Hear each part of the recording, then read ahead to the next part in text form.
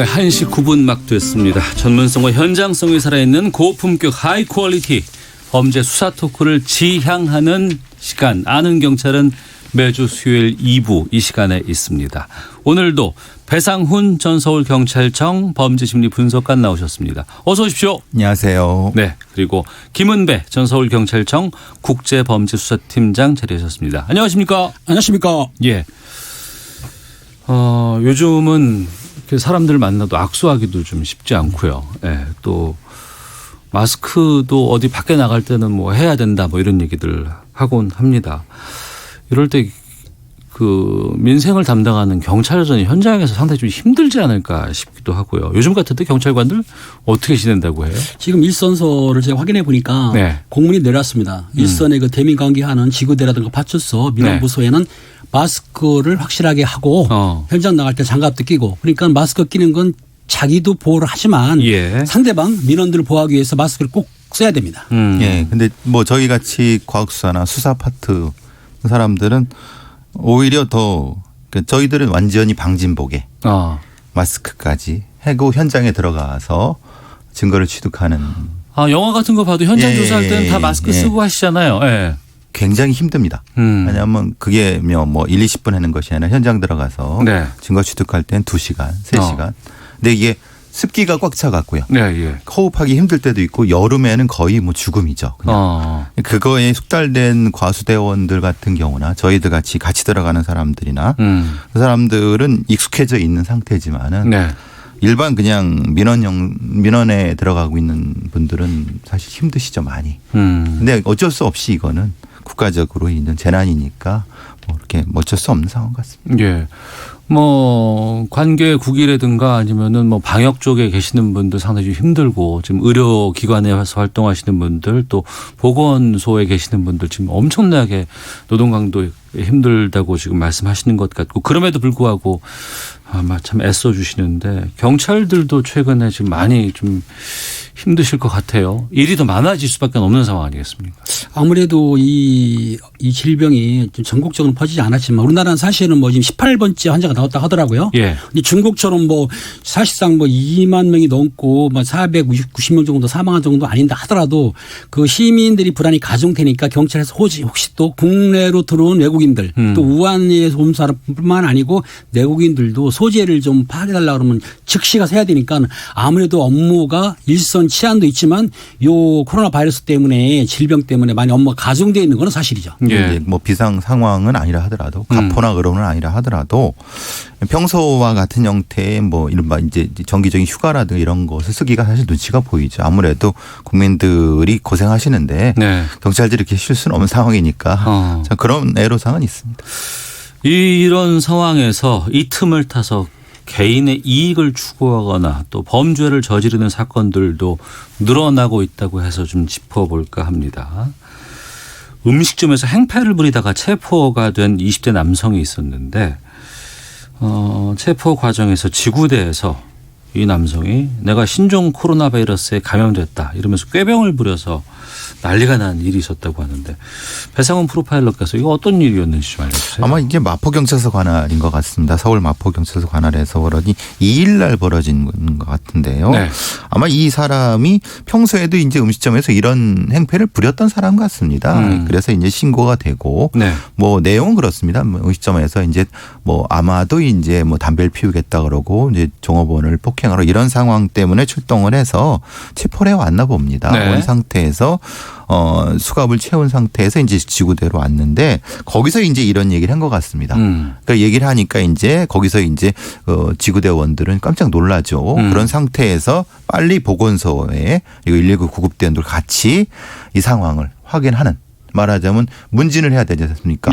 실제로 바이러스에 접촉이 됐는지 안 됐는지 그 상황이 이제 벌어져 갖고 소동이 일어난 것 같습니다. 그러니까 지구대 경찰관들도 대충 보면 알잖아요. 저거 거짓말이다 아니다.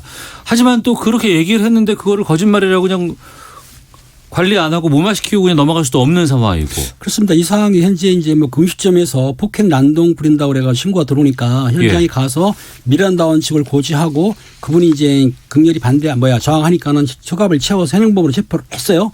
지구대로 와서 오니까는 이 남성이 또 지구대에서도 욕설도 하고 행패를 부린 거예요. 그런데 그것만 했으면 형법으로 입건하면 그만인데 뭐라고 했냐면 알다시피 신종 코로나에 걸린 것 같다 이렇게 한 말이에요. 그러면은 그게 거짓말 하더라도 경찰관 입장에서는 그걸 무마할 수가 없지 않습니까? 그래서 아마 보건소 연락도 하고 119 급대 와가지고 검진해 보니까 발열도 없고 체온도 정상이고 하니까는 이제 거짓을 알았는데 아까 그 교수님 말씀하신 대로 이 남성분이 아마 평소에도 뭐 난동을 부려서 자주 끌려왔었고 거짓말을 했던 것 같아요. 그렇다 하더라도 지금 이 상황에서는 코로나 바이러스 확산되는 과정에서 본인이 걸렸다고 하니까 확인은 안 할 수 없으니까 보건소도 힘들었고 또 119 구급대도 출동해가지고 힘들었고 경찰관도 힘들었고 그래서 이 남자는 이제 폭행죄라든가 업무방해 쪽으로 입건을 하겠는데 어떻든 이런 행동을 하면 안 되는데도 불구하고 이 남성이 그런 행동을 했던 거죠. 가중처벌은 이건 뭐 또 없을까요? 법적인 상황에서는 뭐 업무방해라든가 글쎄요 이게 특수공무집행방해가 될지 어떨지는 그 범죄를 따져봐야 될 것 같은데요. 검찰에서 이 부분에 대한 따져볼 부분이 있는데 글쎄 이제 판사님께서는 만약에 행동이면 이 정도는 가중처벌하겠죠. 근데 가중처벌의 문제가 아니라 지금 상황이 국가적 재난 상황에서 이러면 안 되죠. 알겠습니다. 뿐만 아니라 이 최근에 이 여러 가지 바이러스 관련해서 뭐 앞서서 저희가 방금 뉴스에서도 좀 알려드렸습니다만 확진자의 개인 정보를 담은 보고 공문이라든가 이런 것들이 지금 밖으로 유출돼서 문제가 되기도 하고 또 이런 것들이 그 지역에 있는 우리가 흔히 말하는 이른바 맘카페 이런 곳에서 막 돌아다닌다고 하는데 이건 김은배 팀장께서 좀 알려주시죠. 그렇습니다. 이게 이제 문제가 있는 게 2월 4일 날이에요. 12시 5분에 그 광주에 있는 인터넷 카페가 맘카페라고 있습니다. 맘카페에 공문서가 올라왔어요. 이 내용이 뭐냐면 16번째 확진자 아시죠? 태국에서 오신 분.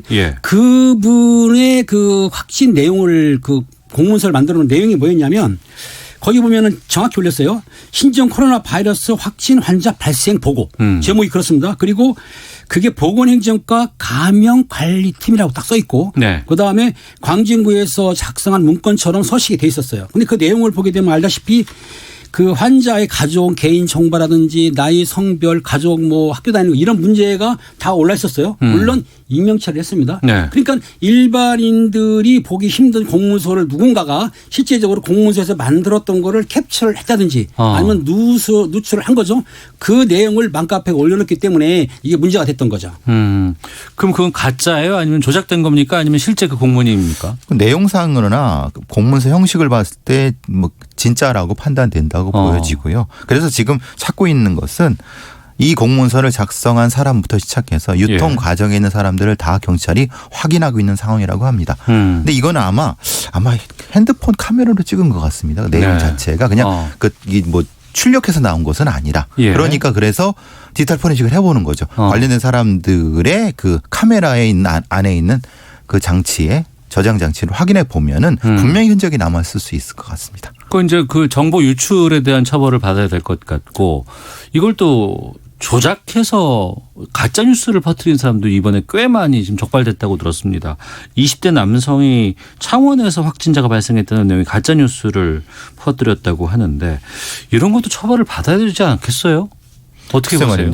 지금 이 내용은 이제 그 자기가 받은 그 캡처본의 이제 카톡의 내용에서 이름이나 그 인적사항을 조금 바꿨나 봅니다. 내용의 일부를 바꿔서 자기 친구들한테 다시 또 이제 그 보냈다고 해요. 근데 그 친구들이 또 보낸 거죠. 그러니까 뭐 아주 일파만파 퍼전 부분인데 물론 이제 장난삼아 그랬다고 하지만 이게 이제 업무방해 포괄적 업무방해가 되지만은 이건 업무방해를 넘어서 이건 국가적 재난을 이용한 거기 때문에 장난의 범위를 넘어서는 거죠. 네. 근데 이런 거를 그러니까 어찌됐건 조작을 하고 가공을 하려고 그러면 손이 필요하고 시간이 필요하고 일을 해야 되는 거 아니에요. 아무런 가치가 없는 오히려 더 해가 되는 이러한 것을 만드는 심리는 뭐라고 보세요? 이 두 가지가 있습니다. 하나는 자기 어떤 과시용을 할 수도 있는데 지금 코로나 바이러스가 확장이 되면서 사람들이 심리가 불안하니까 본인 입장에서는 이걸 경각심을 주겠다고 좋은 마음일 수도 있지만 어떻든 아까 말씀드린 실제로 그 공문서를 누출한 경우도 있고 지금 말씀하는 거는 공문서를 완전히 위조를 했어요. 쉽게 얘기해서 그런 내용이 없는데도 있는 것처럼 그게 확산이 되니까 창이나 그 지인의 보건소는 난리가 난 거죠. 일반인들이나 지역 주민들의 전화가 폭증한 거예요. 그러면 그렇겠죠. 당연히 창원이나 진해에 있는 보건소 직원들이 업무를 못하지 않습니까? 이런 건 진짜 업무방해인 거죠. 왜냐하면 본인이 확인도 안 되고 또 본인이 허위 정보를 퍼뜨리게 되면 그의 후속 조치가 계속 우리는 해야 되니까 뭐 보건소라든지 경찰이라든지 이런 업무를 마비시키기 때문에 절대로 하면 안 되는데도 불구하고 본인은 장난삼아 했다? 이게 말이 안 되는 거죠. 이게 이제 어텐션 시커라고 하죠. 어텐션 시커. 예, 관심종자라고 우리말로 관심종자고 범죄 심리에게 정식 교과서 나오는 건 어텐션 시커라는 말을 씁니다. 영어로 쓸 때는. 그러니까 이제 관심을 끌려고 하는 겁니다. 그래서 자기가 마치 매우 어떤 큰 사람인 것처럼 보이고 그것을 보는 것을 그 사람들이 쩔쩔매는 것을 보면서 쾌감을 느끼는 매우 잘못된 범죄적 심리를 얘기를 합니다. 게다가 지금 마스크 뭐 구하기 힘들다더라. 매점 매석이 지금 뭐 성행한다더라. 이런 또 폭리를 취한다더라. 뭐 이런 얘기들 나오고 있습니다. 이건 좀 어떻게 공권력을 통해서 좀 제재할 방법이 없을까요? 지금 매점 매석을 할 경우에는 실제적으로는 물가 안정에 관한 법률에 실제 매점 매석 금지가 있어요. 그런데 이거는 고시를 왜 해야 되냐면은 마스크라고 지정을 해줘야 되거든요. 근데 지정을 한다는 거예요. 지정하게 되면 26조 처벌하는 게 뭐냐면 2년 이하 징역이나 5천만 이하 벌금할 수 있기 때문에 지금 아마 내가 알기로는 오늘이나쯤에 아마 고시를 시작한다고 그러죠. 했죠. 그렇다고 한다면은 마스크를 매점 매석한 거에 대해서는 물가 안정에 관한 법률로 처벌할 수는 있는데 이 처벌이 문제가 아니라 그 중간 유통단이라든가 아니면 판매업자들이 이 국민 건강에 관계된 거니까 이런 처벌보다도 본인들이 돈 벌려는 욕심보다는 좀 국민 건강을 생각해야 되지 않을까 이렇게 그런 생각이 듭니다. 현실적으로 물가 안정의 법률에 따라서 주무장관이 고시를 하고 거기에 따라서 처벌을 규정도 있고 법률도 있는데요. 문제는 그거를 단속할 수 있는 또 인력이 나가야 됩니다. 그렇죠. 그러니까 시민들이 신고를 한다고 하더라도 거기에 실제로 현장에 공무원이 가서 확인을 해서 거기에 대한 거를 일종의 확인을 하는 절차가 필요해야 되는데 거기에 또 막대한 인력이 들어갈 수밖에 없습니다. 그게 또 하나의 업체가 있는 것도 아니고 여러 업체가 있기 때문에 물론 실효성에 대한 문제 제기하시겠지만 적극적으로 한다고 하니까 할 수 있는데 왜 이런 쓸데없는 인력을 동원해야 됩니까? 이런 국가적 재난에 이런 식의 폭리를 취하는 건 옳지 않죠. 그러니까 적어도 시민의식에 따라서는 시민들이 적극적으로 그런 업체들을 신고하고 가게를 신고함으로써 굳이 공무원들이 가지 않더라도 그 행정력 아낄 수 있게끔 도와주시는 것이 좋을 것 같습니다. 네, 뭐 이런 틈을 타서 보이스피싱도 기승을 부린다고 하고 뭐 안전 문제, 재난 문자 사칭해서 뭐 여러 가지 문제를 일으킨다고 합니다. 참 이 사회가 혼란한 틈을 타서 여러 가지 범죄들이 지금 관련해서 늘어나고 있는데 어떤 걸 좀 주의해야 할지 아니면 절대 하지 말라고 좀 한 말씀씩 좀 해 주시죠. 그렇습니다. 지금 사회가 혼란합니다. 하지만은 아까 뭐 보이스피싱 말했지만 이런 틈을 타가지고 보이스피싱하는 사람들이 기승 부리기 때문에 문자 왔을 때 보게 되면 거기에 보면은 뭐 국내 유한 폐렴 급성 확정 뭐 감염자라든지 정보 전산하라는 내용이 있는데 이런 데이터 하더라도 절대로 앱을 깔으시면 안 되고 누르시면 안 돼요. 그리고 만약에 돈을 송금했을 경우에는 경찰이라든지 아니면 금강원에 신고를 해주게 되면 정지할 수 있거든요. 이렇기 때문에 아무튼 지금 불안한 감이 있고 분위기가 그렇다 하더라도 이런 보이스피싱에 속으면 절대로 안 되겠습니다. 문자가 오면은 그거에 대해서 바로 그 뭘 누르시거나 그러지 마시고 일단 한번 뭐 주변의 아드님이라든가 아는 젊은 분한테 물어봐갖고 확인을 하시고 그 문자 내용 전체를 신뢰하지 마시고 대신 한 번 더 확인하는 절차가 필요한 거고요. 이게 참 답답한 게 이런 혼란된 상황을 통해서 이익을 얻으려고 하는 사람들에 대한 가중처벌 조항이 우리 형법 안에 있어야 되거든요. 공동체를 공격하는 것에 대한 가중처벌하는 법률 이런 부분도 지금 우리가 고민해야 될 부분이라고 보여집니다. 알겠습니다. 아는 경찰 배상훈 전 서울경찰청 범죄심리분석관 그리고 김은배 전 서울경찰청 국제범죄수사팀장과 함께하고 있습니다. 다음 사건 보겠습니다. 지난해 기억하십니까? 프로축구 K리그 올스타팀과 이탈리아 유벤투스와의 친선 경기 있었고 여기서 호날두 선수가 경기를 뛰지 않았습니다. 그야말로 호날두 노쇼 사건이 있었는데 축구팬이 입장권 환불 또 위자료를 배상해야 한다고 소송을 냈는데 어제 여기에 대한 1심 선고가 나왔다고 합니다. 배상훈 교수께서 당시 어떤 일들이 있었는지를 좀 짚어주세요.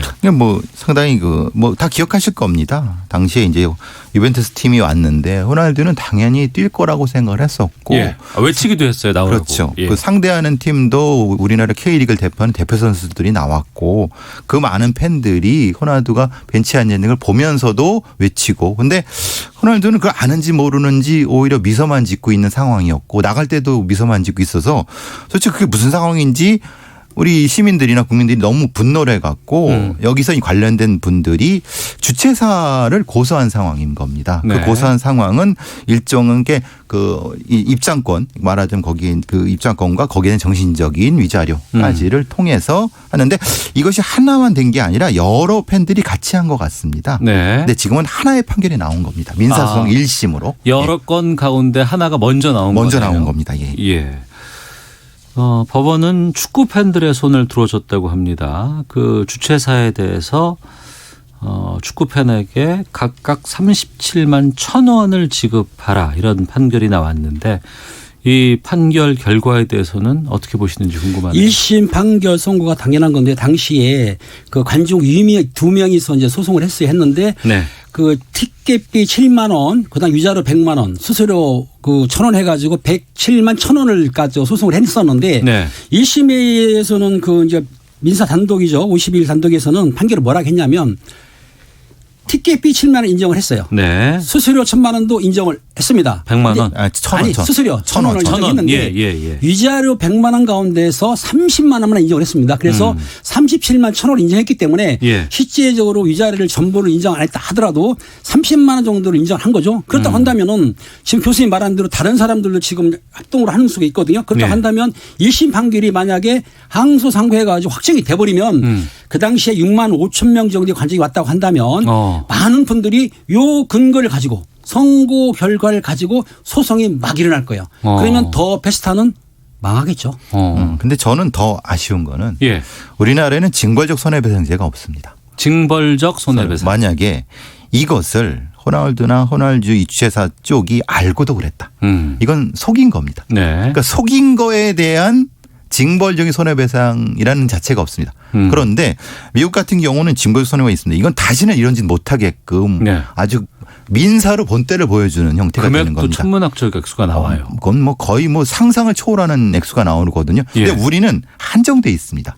그런데 그러면은 자기들이 어떤 그 이득 내에서 이제 뭐 6만 명이 넘지만은 그 내에서 이제 이걸 배상해 주는 부분이기 때문에 또 하지 말라는 법이 없거든요. 그래서 사실 아쉬운 건 그런 겁니다. 왜 징벌적 손해배상제라든가 집단소송 부분에서 우리의 법원은 그걸 안 하고 있는지 아쉽긴 하지만 네. 어쨌든 지금 판결은 전향적 판결이라고 보여집니다. 전향적 판결로 보여진다고 말씀해 주셨는데 이게 그러면은 줄 소송으로 이어질까요? 두 분께서 어떻게 보세요? 당연히 제가 볼 때는 당연히 지금 1심 선고가 확정은 아니라 하더라도 법원에서 지금 이렇게 많이 포괄적으로 받아주기 때문에 요 피해 보신 분들이 모여가지고 변호사를 선임하겠죠. 단체로. 그런 다음에 지금 그 호날두 카페에서는 87명이 아마 소송하는 중이에요. 그 사람들은 95만 원씩 신청을 했어요. 네. 그렇다고 한다면 그분들도 지금 1심 판결과 같은 30 얼마 정도는 가능하지 않겠냐. 그럼 다른 분들도 모여가지고 회원들을 모집해서 소송하게 되면은 얼마든지 이 배상을 받을 수 있지 않겠냐. 네. 그렇기 때문에 줄 소송이 이어질 것이다라고 보는 거죠. 그런데 변호사 선임비라든가 이런 걸 생각해 보면 또 37만 원이라는 금액이 애매한 금액 사실 아닌가요? 애매한 게 뭐 다른 비용 합치면은 딱히 뭐 그래서 이것은 경제적인 것만이 아니라 호날두나 유벤투스한테 좀 경고를 주는 의미. 한국의 축구 팬을 무시하는 거 아니겠습니까? 예. 유벤투스 쪽에서 우리 한국의 축구 팬들한테 어떤 사과를 했습니까? 공식적인 입장을 표했습니까? 관련된 부분에 대해서 분명히 공식적인 사과라든가 아니면 어떤 재발 방지라든가 이런 부분 본인들이 주체를 한 거 아니라 본인들 초청받았다 하더라도 호날두 같은 스타가 할 자세는 아니죠. 그렇지 네. 않습니까? 당연히 입장 표명이 있어야 되는 거 아니겠습니까? 알겠습니다. 자, 아는 경찰 이 사건까지 다루고 마치도록 하겠습니다. 김은배 전 서울경찰청 국제범죄수사팀장 그리고 배상훈 전 서울경찰청 범죄심리분석관 두 분과 함께했습니다. 오늘 말씀 고맙습니다. 감사합니다.